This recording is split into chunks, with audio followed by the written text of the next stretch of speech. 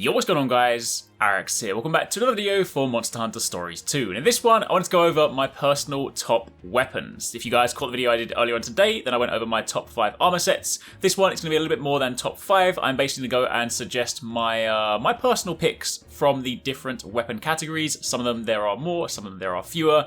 But regardless, these are the ones that I personally have been using, both myself and also TwoSixNine and Paradise Central as well. Obviously, in Monster Hunter, feel free to use whatever weapon you want based on your setup. You might want to be going more elemental, more abnormal status, but these are the ones that I personally really like, both from a damage status point of view and also because they look pretty badass. So if you do enjoy this, a like would be super appreciated, and also let me know in the comments down below which weapons you are using the most. So to begin with, turn our attention to the sword and shield. My first and main choice is the Massacre Bludgeon. This of course is the Bloodbath Diablos sword and shield. This is a raw damage weapon, so of course if you caught my top armor video, you'll know it pairs very nicely with the Bloodbath armor, which gives you a damage bonus for non-elemental weapons. This is simply just a high raw damage weapon, non-elemental. It also looks kind of cool and kind of menacing, but that is basically my raw damage pick. However, outside of that, of course, Sword and Shield, as is always the case, does excel in abnormal statuses. You do have some different options, but I personally really like the Booming Barrage, the Brachydios Sword and Shield, because it inflicts Blast Blight as well. Blast Blight and Poison are very nice statuses in this game because it's just some added, additional damage. So this is definitely a very nice pick, and of course it does pair nicely with those rapid slashes. You'll see this one proc a fair bit. Moving on from there to the Greatsword. Again, as is always the way in Monster Hunter, Greatsword is a weapon that definitely benefits off of raw damage. So the main go-to is of course the Massacre Slicer. This again is the Bloodbath Diablos Greatsword. High raw damage, non-elemental, so again pairing very nicely with the armor set. Only 4% crit rate, but it is just a nice, meaty, high damage Greatsword.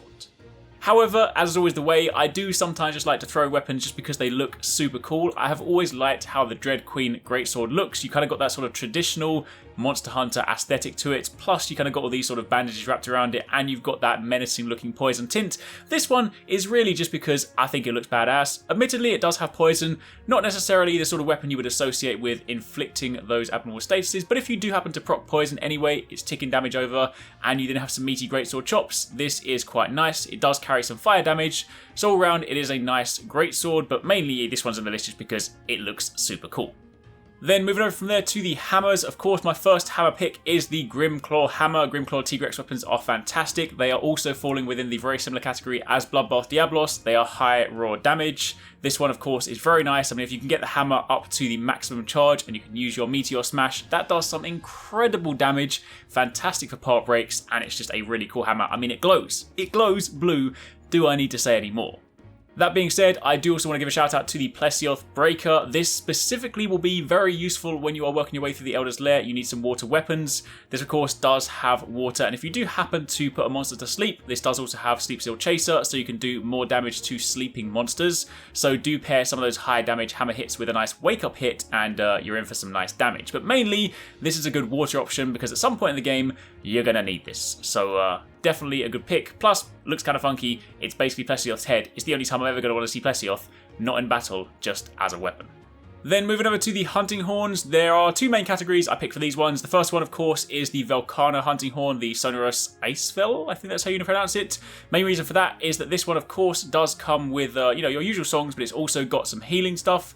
You have Metal Overture, where, of course, is the reinvigorating melody, and you and your allies gradually recover HP for 5 turns. So that's a nice gradual heal. Plus, you have your ability to remove abnormal status effects, and also just to recover some health in one fell boost. So basically, this is a nice support horn. Obviously, it also has ice damage, has decent damage attack as well. It also looks really cool. So that is a nice support option. Alternatively, if you want to go to the damage side of things, I choose the Stidion Zanoga hunting horn. This one also comes with a few cool songs. You've got Charged Ahead, which of course is the one that increases elemental attack for 5 turns. You have Berserk, which will of course increase crit rate for 5 turns. And you have Bonds of Kinship, which will help your kinship gauges charge faster, which is a very nice thing to have as well. So I'll be honest, I use hammer a lot more. My kind of default weapon setup right now is sword and shield, hammer and bow. So I don't use hunting horn as frequently, but they are fantastic, especially when you're doing some of the later game stuff and you need some team-wide heals for some of the big attacks coming in, then they definitely have great value. Now, moving on from there to the bows, I'm actually going to mention 4 really quickly here because there are, of course, bows fall within different categories, right? So if you want to take raw damage, then you either have the Grimclaw bow or the Bloodbath Diablos one. Bloodbath Diablos is rapid fire and power coating, meanwhile Grimclaw is pierce and power coating. I think generally speaking, rapid fire is very, very nice for this one. Of course, for the raw damage setup, you get some serious damage numbers out of this one. So this is a nice weapon to choose if you just want some raw bow damage.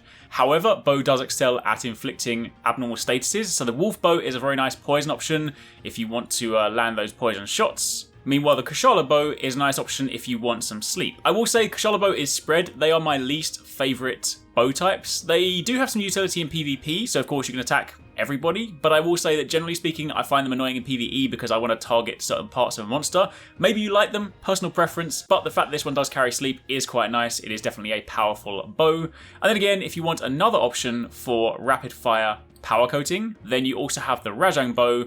Similar sort of setup, this does also carry some additional thunder element on top. This is also a very nice bow.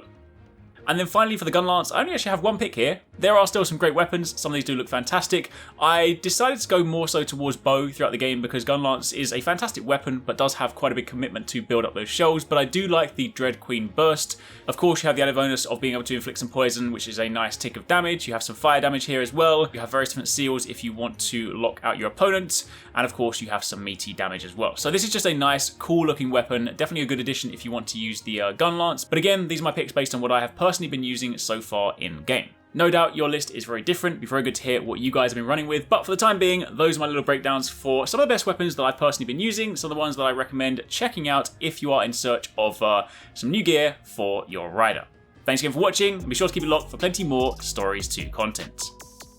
If you want to catch more from us at Arekkz Gaming, don't forget you can catch the guys TwoSixNine and Paradise Central streaming over on Twitch weekdays, playing a variety of games. If you guys want to jump in, tune in, watch, and even join in, then make sure you check them out. The links to those are in the description box down below, and of course you can join the Discord to get involved in all of the discussions.